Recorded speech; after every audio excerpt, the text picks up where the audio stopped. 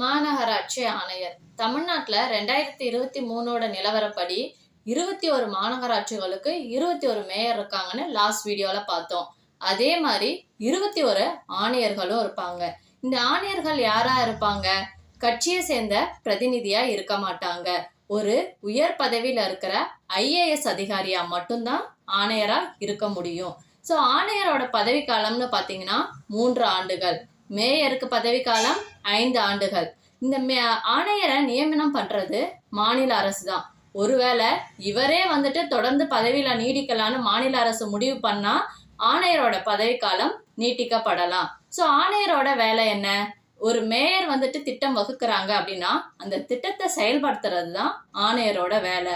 அது மட்டும் இல்லாம மாநகராட்சியோட ஊழியர்களும் உறுப்பினர்களோட வேலைகளை பகிர்ந்து கொடுக்கவும் அவங்கள மேற்பார்வையிடுறதும் தான் அவரோட வேலை.